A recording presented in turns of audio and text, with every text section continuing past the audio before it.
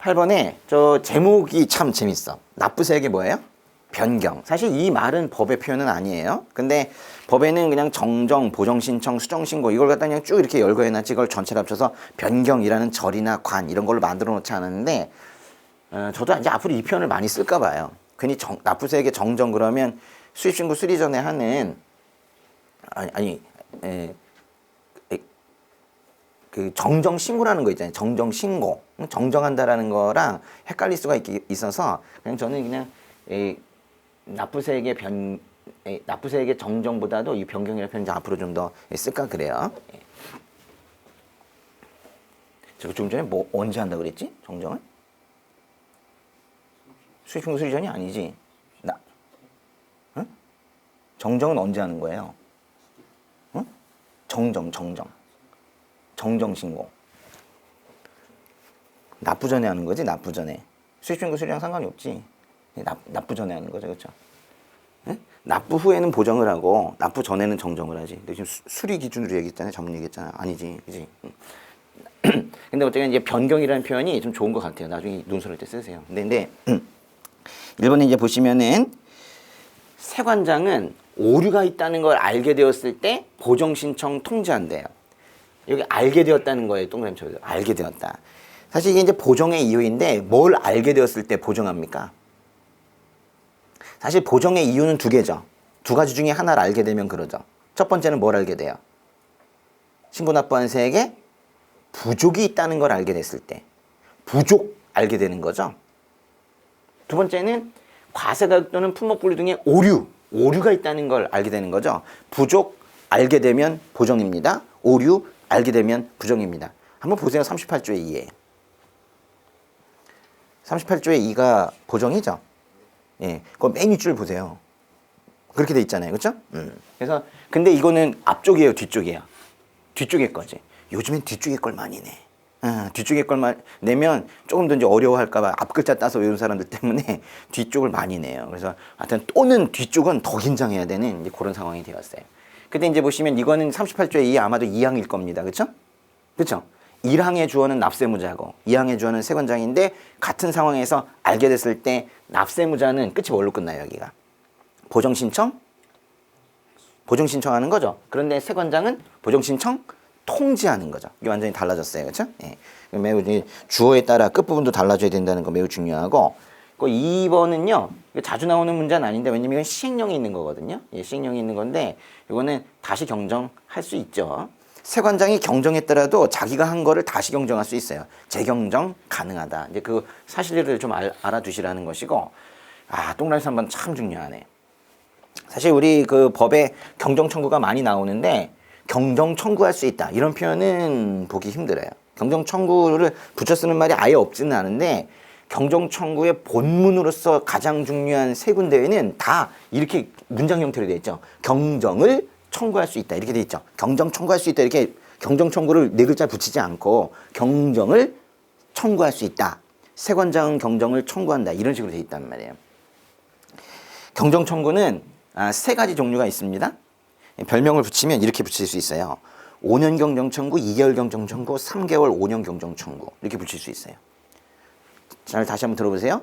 5년 경정 청구, 2개월 경정 청구, 3개월 5년 경정 청구 한번 해보세요. 5년 경정 청구, 2개월 경정 청구, 3개월 5년 경정 청구 얘기하는 거예요. 제가 지금 뭘 얘기한 거냐면 38조에 2항이 있어요. 38조에 3의 제2항 그게 5년 경정 청구예요.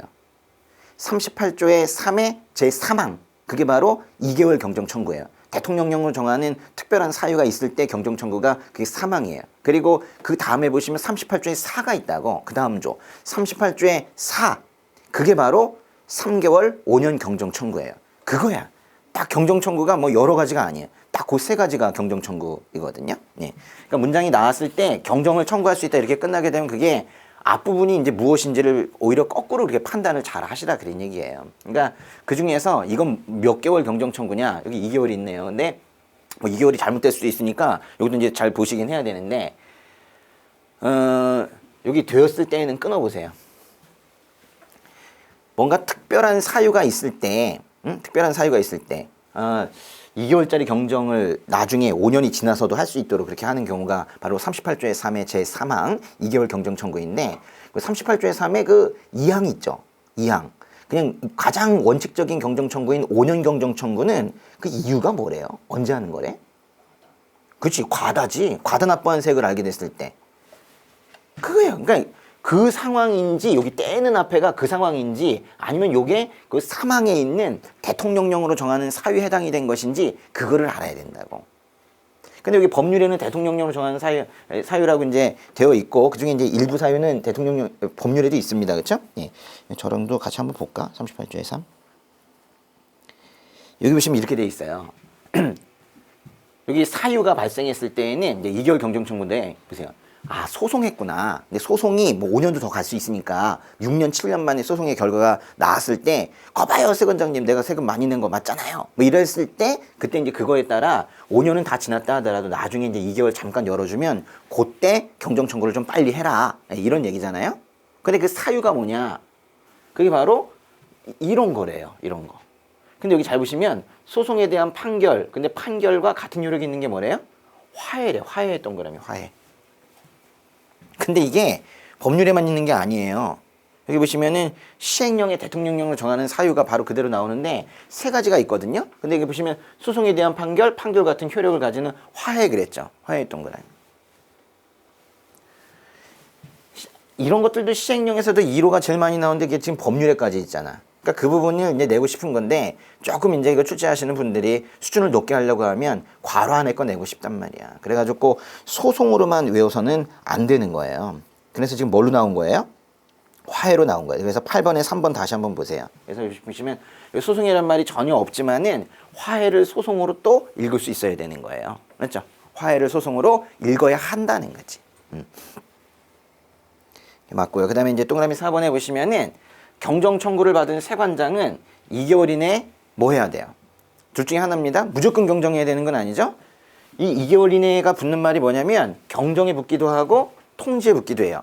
2개월 이내 경정을 하거나 또는 안 하겠다라는 통지를 하면 되는 거예요. 경정 청구가 몇 가지 있다고 그랬어요? 3가지 있다고 그랬죠. 근데 이제 경정 청구에 따른 경정. 경정 문장은 2개가 있어요. 38조의 3에도 하나가 있고 38조의 4에도 하나가 있어요. 근데 이제 2개 다 세관장의 경정은 다 2개월입니다. 세관장의 경정 기간은 무조건 다 2개월이에요. 경정 청구는 5년짜리도 있고 2개월짜리도 있고 3개월 5년짜리도 있지만 경정은 무조건 2개월이에요. 그렇죠? 경정 무조건 2개월. 이거 알아두시면 편하겠지.